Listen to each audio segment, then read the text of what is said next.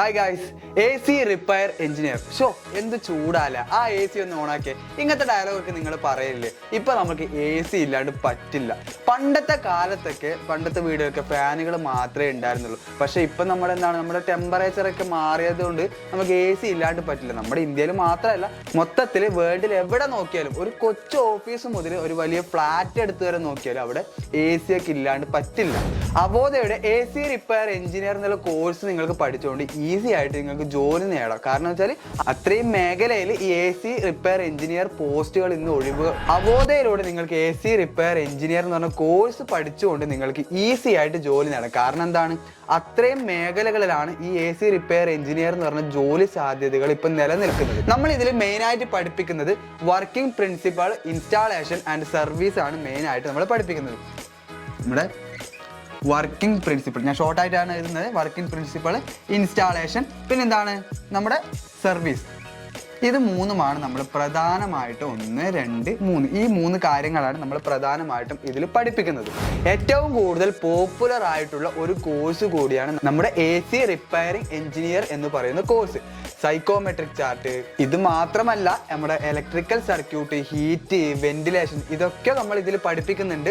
ഇനി നമുക്ക് ജോലി സാധ്യത നോക്കിയാൽ നമ്മുടെ AC റിപ്പയറിംഗ് എഞ്ചിനീയർ, നിങ്ങൾക്ക് ആ ഒരു ഹെഡിങ്, ആ ഒരു പേര് കേൾക്കുമ്പോൾ തന്നെ നിങ്ങൾക്ക് എന്താണ് മനസ്സിലുണ്ടാവുക? ഇത് AC റിപ്പയറിംഗ് എഞ്ചിനീയറിംഗിന് മാത്രമാണുള്ളതെന്ന്. മാത്രമല്ല, നമ്മൾക്കിത് നമ്മുടെ മാനുഫാക്ചറിങ് ഫീൽഡിലും നമുക്ക് ഈ ഒരു കോഴ്സ് പഠിച്ചാൽ നമുക്ക് ജോലി കിട്ടുന്നതായിരിക്കും. നമ്മളിപ്പോൾ AC ഒക്കെ ഉണ്ടാക്കുന്ന കമ്പനിയിൽ ഈ AC റിപ്പയറിംഗ് ഒക്കെ പഠിച്ചാൽ നിങ്ങൾക്ക് ബെനിഫിറ്റ് ആയിരിക്കും അവിടെ ജോലി കിട്ടാൻ. ജോബ് റോൾ എന്തെന്ന് വെച്ചാൽ നമ്മുടെ AC ടെക്നീഷ്യൻ, പിന്നെന്താണ് സൂപ്പർവൈസർ ഉണ്ട്, നമ്മുടെ പ്ലാന്റ് ഓപ്പറേറ്റർ, ഇങ്ങനെ പല പോസ്റ്റിൽ നമുക്ക് ഈ ഒരു കോഴ്സ് പഠിച്ചാൽ നമുക്ക് ജോലി കിട്ടുന്നതായിരിക്കും. ഇതിന്റെ ബേസിക് ക്വാളിഫിക്കേഷൻ, ഈ ഒരു കോഴ്സ് പഠിക്കാനുള്ള ബേസിക് ക്വാളിഫിക്കേഷൻ എന്ന് പറയുന്നത് നമ്മുടെ +2 ആണ്. ബേസിക് ക്വാളിഫിക്കേഷൻ എന്ന് പറയുന്നത് ഒരു ബാക്ക്ഗ്രൗണ്ടും വേണ്ട. നമ്മൾക്ക് ഈ ഒരു മെക്കാനിക്കൽ ബാക്ക്ഗ്രൗണ്ടോ അല്ലെ ഇലക്ട്രിക്കൽ ബാക്ക്ഗ്രൗണ്ടോ അങ്ങനെ ഒന്നും വേണ്ട.